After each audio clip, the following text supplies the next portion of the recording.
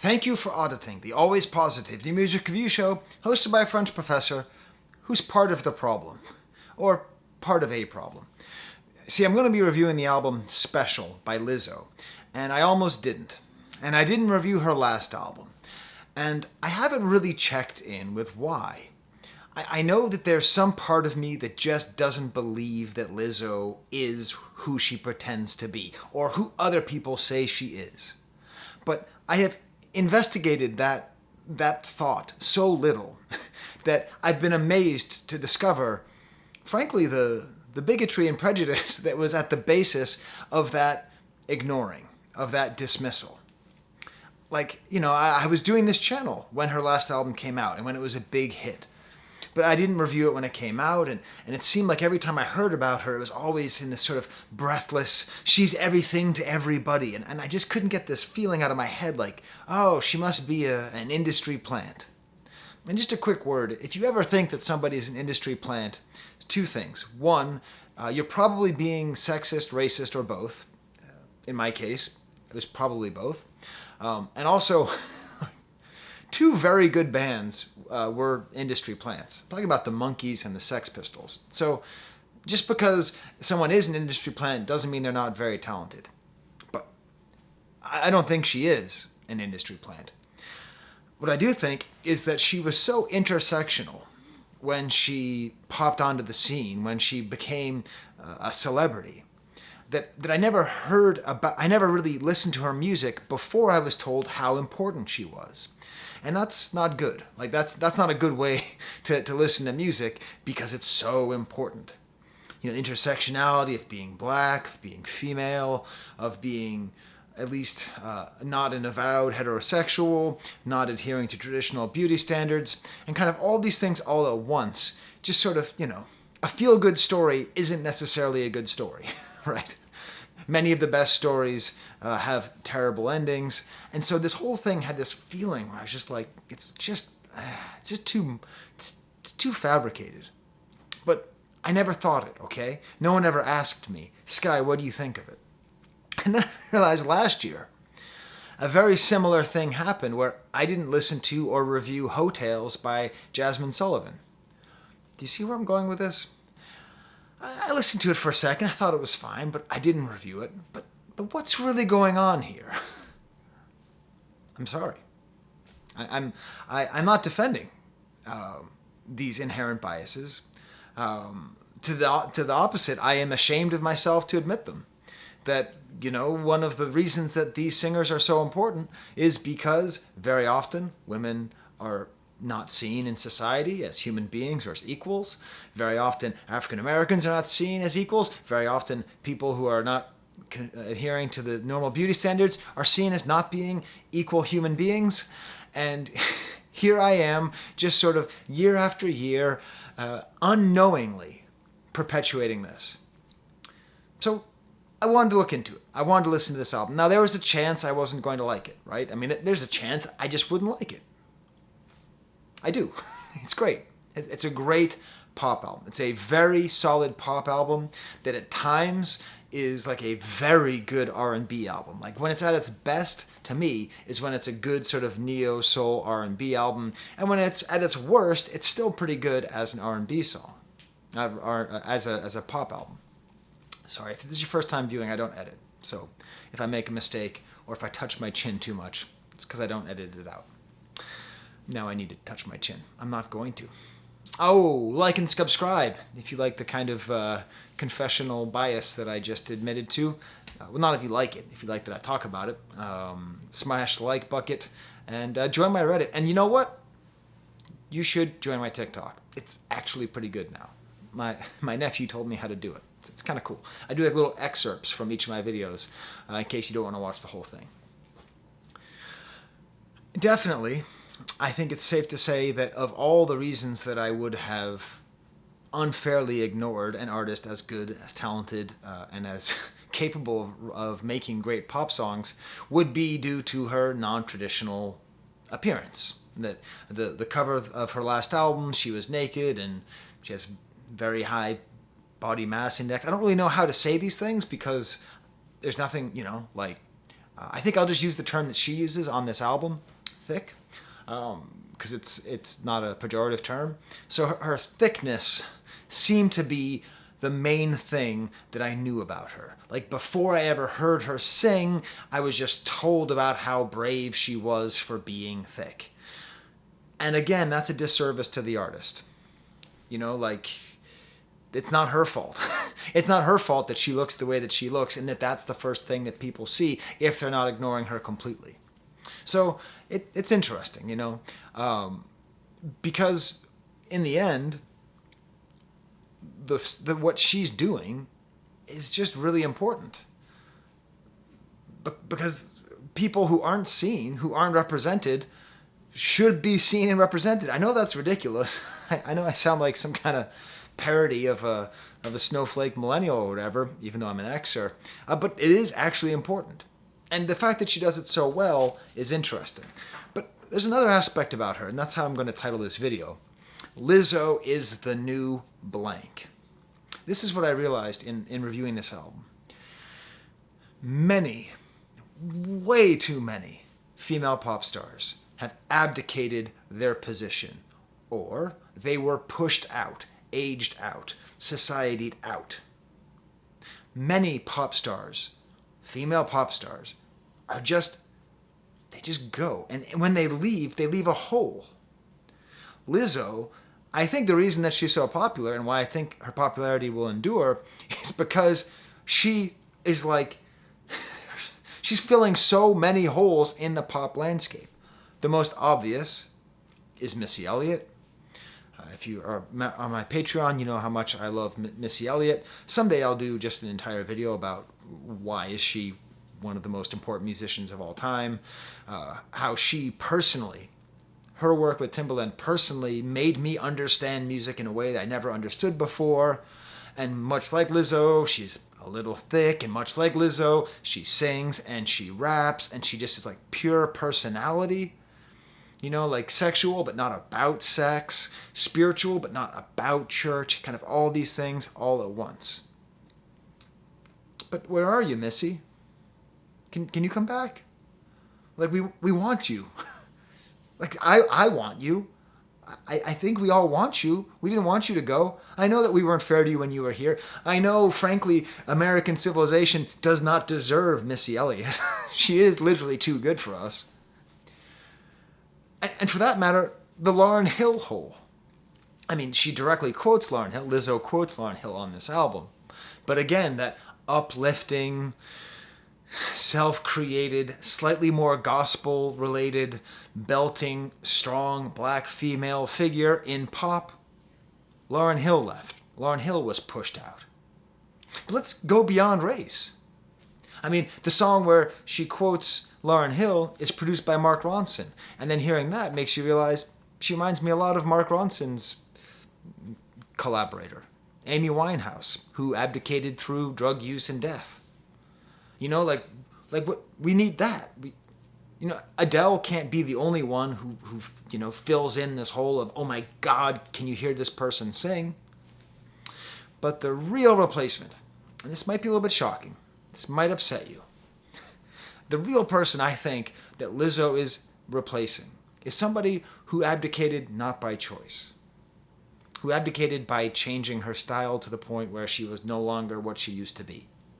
And that's Katy Perry. You might think I'm being insulting. I'm not. I really like Katy Perry, especially her singles, right? She's a great single singer.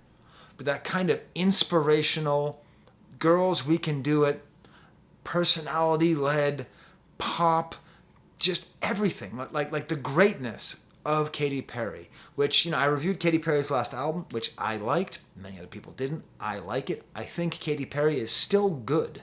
I think she's still making good music, but she got a little too up in her head, a little too self-reflective, a little too Matthew McConaughey on Instagram, just a little bit too much in that space.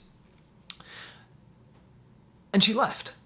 She is just no longer that go-to album full of inspirational self-aggrandizing, self-justifying, self-promoting, glorious recognition of self. So I think that's what Lizzo is doing. Psychologically, it's a very interesting album. My favorite line on the album, I don't swear on this channel very often, but I'm going to use the B word. I'm not the same girl I was, bitch, I might be better. That's a great line. Let me tell you why. My favorite word is not the B word in there. It's the might. It's that doubt. I do wish she leaned more into this, more into the doubt. Because the album, like one song is like, that's why I love myself and I'm so great. And then another song is like, I did the work and it didn't work and I don't love myself and I can't love myself. I like that conflict, but it's a little bit hard. But I really enjoy that because this is an empowerment album. But there's no such thing as a good empowerment album which does not recognize the doubt that goes into the need to empower yourself. As a straight white male, I don't need empowerment anthems. Right? Like I just don't need that. The entire world was formatted to convince me that I am the protagonist in every story and that, like I don't need that. I mean, I can listen to empowerment anthems and then I get psyched, but it's not for me because it doesn't mean anything to me because I don't need it. Because of patriarchy and every other archy that's evil in this world. So I like that. I like this back and forth between empowerment and doubt musically. I'm going to compliment this album musically by saying the worst thing about it. The worst thing I can say about this album is at its very... Hey, Toby, it's not going to be that bad. Toby, come here, Toby. It's not going to be that bad. I'm not going to say... I know you love Lizzo, Toby. Toby, come here. Toby. Toby. Hey, whoa. Hey.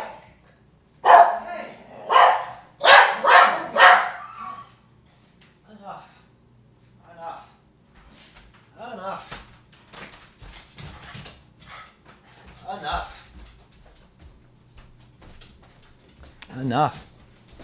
Hop up. Come on. Let's go. Okay. If I were to say the worst thing I could say about this album, it would be it is at times, and Toby, I'm not going to say anything bad about Lizzo, I promise, okay? I like Lizzo. I know. She's your queen, Toby. She's your queen. We went to the vet today, and we listened to Lizzo all the way there, and Toby was very nervous, but Lizzo provided him some very important calming. Okay. Lizzo, at her worst, is inoffensive pastiche. Let me break that down. Pastiche meaning mixing together genres, taking some from here, some from there, and kind of mixing it together. It's a term that many critics use, usually lazily, to criticize something that has multiple styles. I say inoffensive, because the reason this is a compliment, why Toby should not be barking, is that an inoffensive pastiche is very hard to pull off. Pastiche is, by its nature, offensive. It's just like, oh my God, okay, it's an 80s song, it's a disco song, it's a modern song, it's an R&B song. I get it. It feels pandering. It feels like it lacks vision or lacks cohesion, which is why the greatest compliment I can give this album is that at its worst, it is inoffensive pastiche. So we listened to the album while taking Toby and Bo to the vet. Bo doesn't bark, he's a good boy. And my wife said, oh, I thought this would be a lot more challenging. I really enjoyed it. And I asked her if she wanted to change it, and she said no, she really enjoyed it. So let's get into the album a little bit more, and let's talk about The Stamp, which is my example song. You can click right above the banana if you want to hear the example song, About Damn Time. Remember how I said this whole thing about pastiche? This is like the disco song on the album. There's not other disco songs on the album. This is the disco song on the album. Reminds me a lot of Chic. Reminds me a lot of, Nile Rodgers.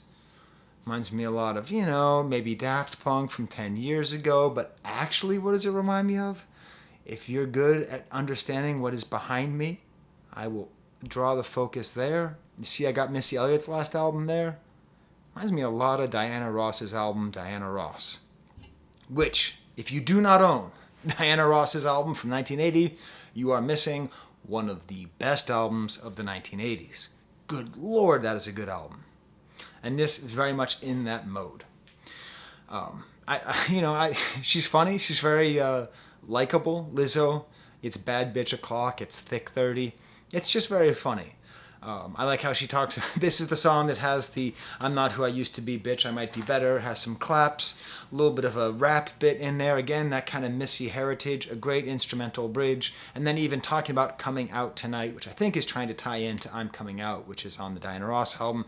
Like Diana Ross, there's a very, very gay-friendly vibe to this album and to her personality that doesn't. It's weird. It seems like it keeps a distance. Like, I don't read her as a non-heterosexual person, but I do read her as singing for people who don't identify as heterosexual. Like, a lot of her output, a lot of her ability to touch people is in that realm. But I don't know. I don't even know what I mean by that. So I'd like you to tell me in the comments, A, was that problematic? And B, what did I mean? Did I mean anything? Or am I just talking nonsense? The album begins with the song "The Sign," which is funny because it's the whole like, "I'm back, everybody! Here I am!" And I'm like, I never listened to your music, probably for some kind of ingrained and unacknowledged racism, sexism, and body normativity reasons, okay? But, I've been twerking and drinking smoothies, pretty funny. It's goofy empowerment, which I think is the best kind. I mean, she goes for very earnest empowerment as well, but I like the goofiness as well. She also reminds me a fair amount of another artist who I think is filling in the Missy Elliott hole, which is Shelley, formerly known as Dram. One of my favorite musicians working right now. Just the quality of her voice and her ability to swing between R&B and hip-hop. I would love to hear them together. Nice kind of drum development. Even reminds me a little bit of... Actually, I'm not going to finish that sentence. It's a girl anthem, all the girls sing along with me, woo-hoo, and she talks about fixing her wig. I think multiple times she talks about fixing her wig. And again, this is just these questions of representation and how it's important. When I think about the way I understand African American women, it's basically exclusively through American hip-hop. So I was aware of wigs, but it was always in some kind of derogatory way. I was aware of large female singers, but it was, I make your mouthpiece obese like Della Reese, right? Like I just sing along to that song, never really thinking about it, never really thinking about what that must be like for Della Reese, Then we had the stamp "About Damn Time," and then the song "Girls," which is produced by Max Martin and Benny Blanco. I really like Benny Blanco's production. I reviewed his EP years ago. I really like Benny Blanco. And this features a sample from the Beastie Boys. The song "Girls," do do do do do do. All I really want is girls. Do do do do do. And I want to tell you something about the Beastie Boys. So I'm old. So I grew up in the 80s. And I remember when the Beastie Boys album came out. It wasn't the first hip-hop I ever heard. I heard Run DMC before I heard Beastie Boys, but it was definitely the hip-hop I heard the most because they were everywhere. And I remember my friend Jonathan playing this song for me and laughing about how funny it was.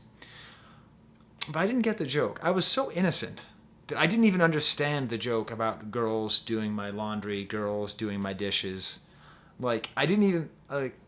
I was so innocent, I didn't even know what misogyny was. I would learn.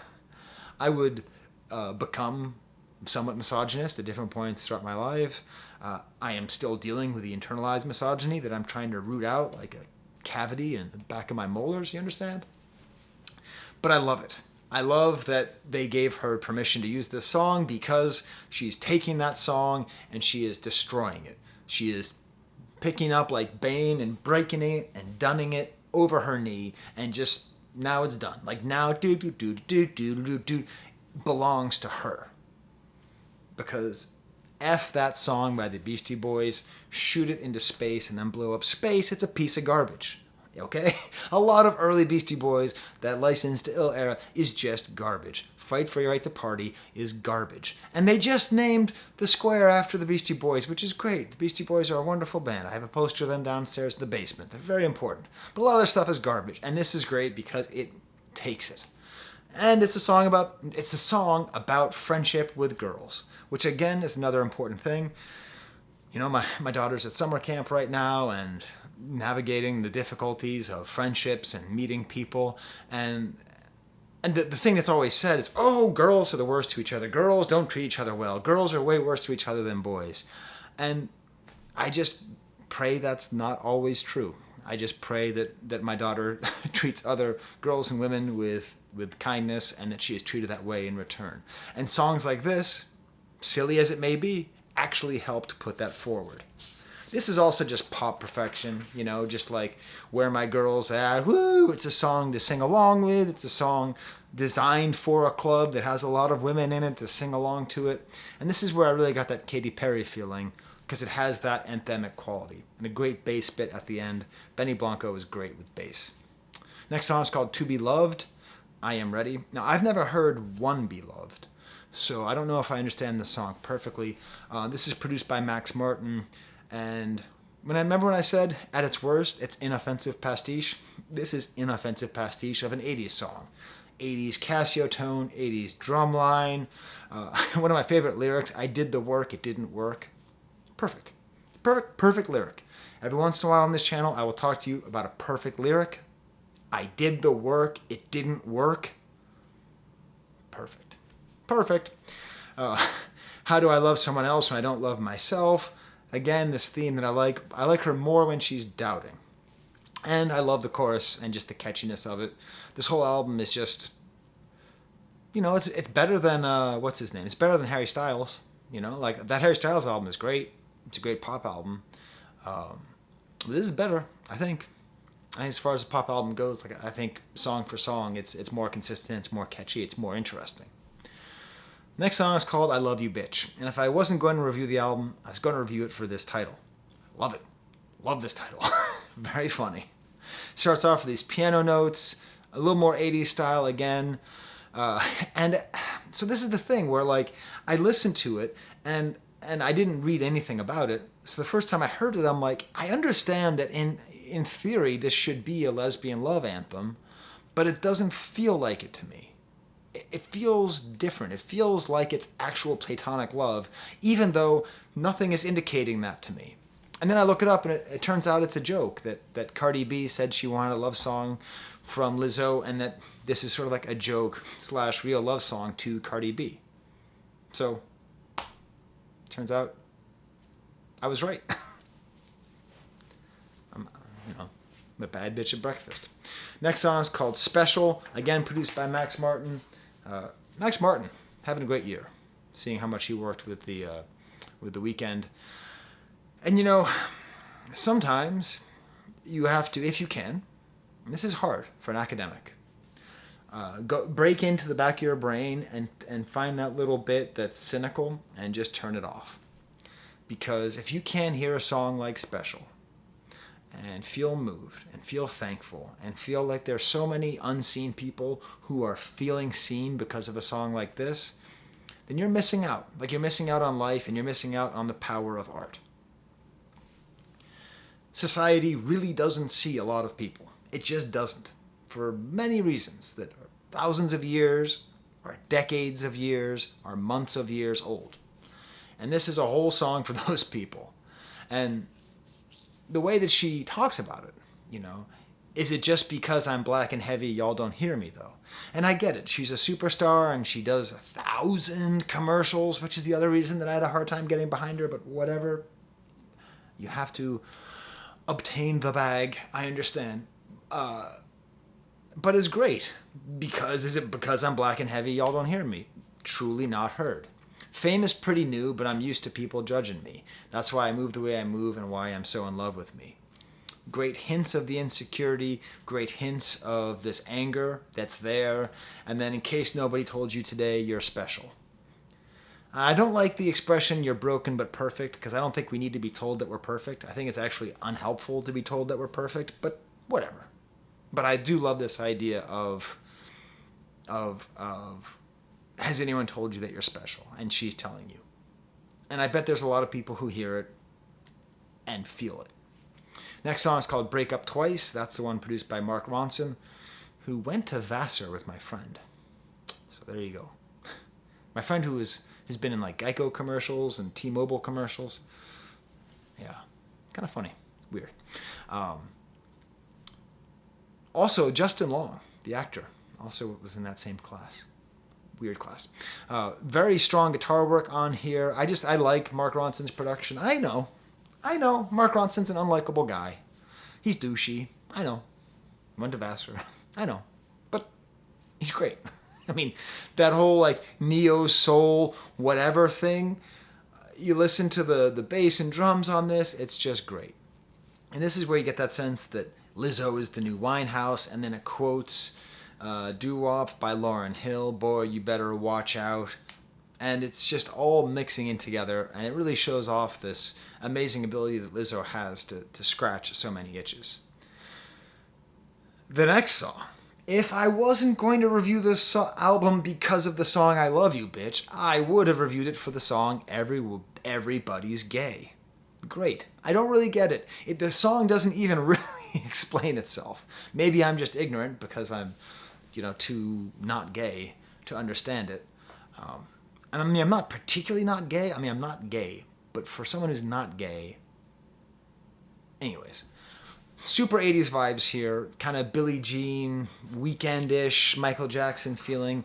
Great chorus. Dance away, everybody's gay. Take your masks off. Like I don't quite get it. I don't get what she means by everybody's gay.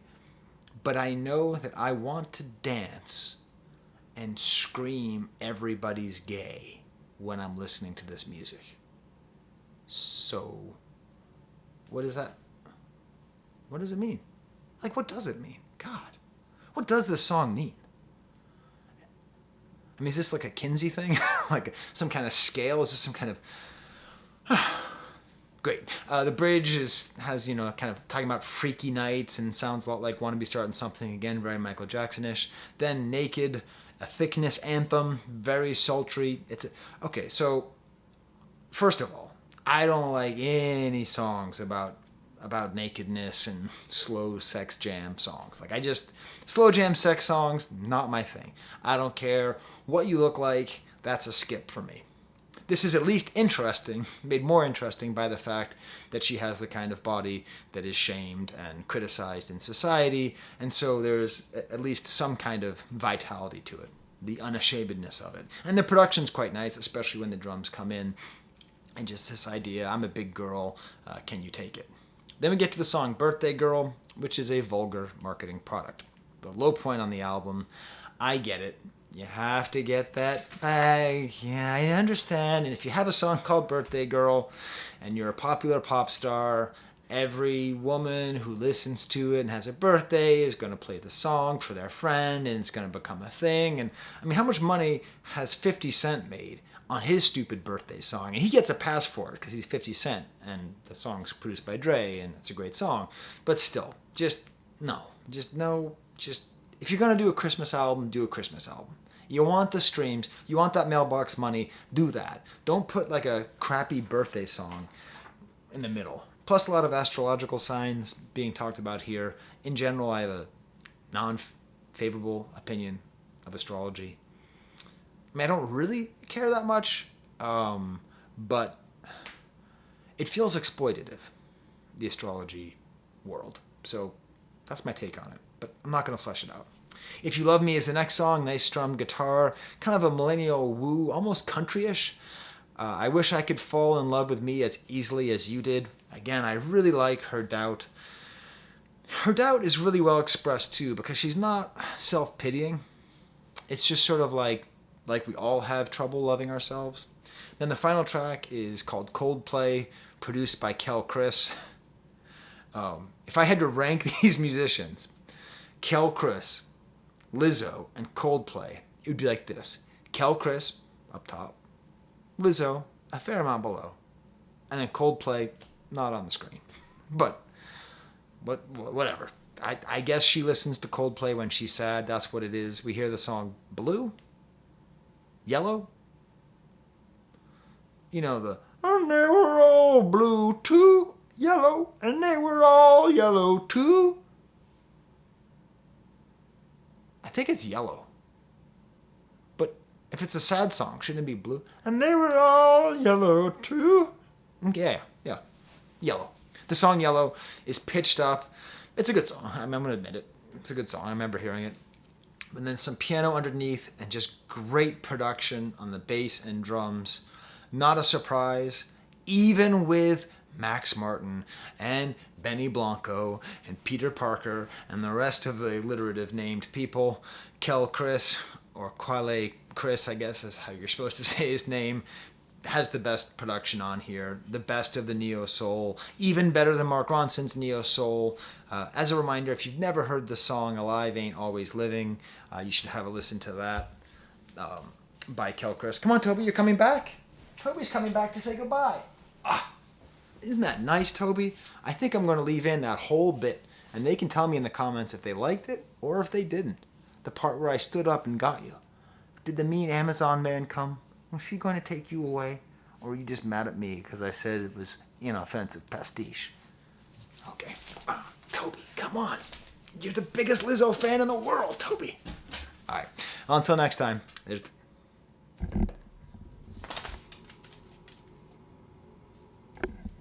the camera.